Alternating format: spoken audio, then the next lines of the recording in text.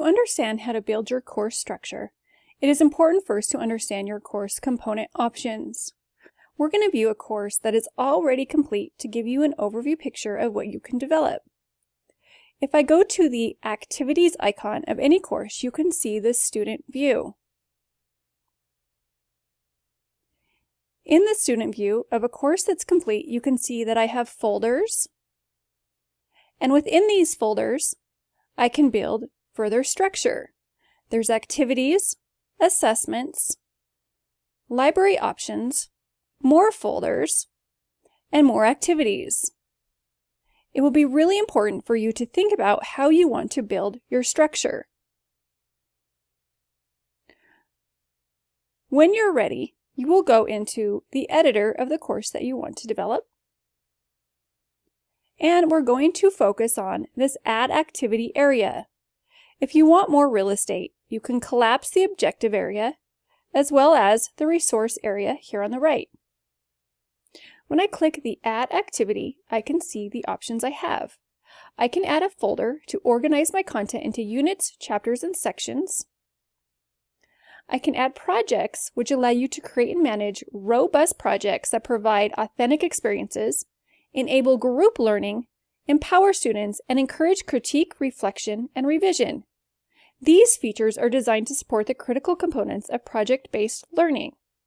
I can either create a project by creating this folder, which gives it a start and end date, or I can use the project wizard here. I can also add from the digital library, and this pulls content from other courses, domains, and open educational resources like Khan Academy and OpenEd. I can also add an IMS package. This is an export of a course that can be pulled right into Buzz. I also have some interactive activity options. I can add an assessment, assignment, blog, a custom activity, discussion journal, peer assessment, practice questions, survey, or wiki. I also have content delivery activities. If you have an embed code from a product such as Quizlet, ThingLink, or other activities that are built online that give a code, you would import them here.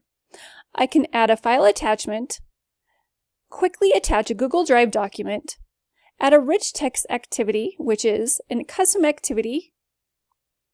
You can add a web link or a YouTube video.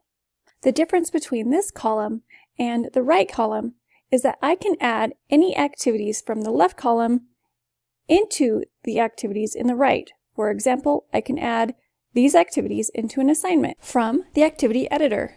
If your organization allows for templates, they may have templates available for you next to the built-in options. If you have these tabs, then they are available. If you don't, then it is not turned on for you. If you have templates, you could click on the tab and see the templates that allow you to quickly add pre-built activities. In the next videos, you will learn how to create and add in each activity.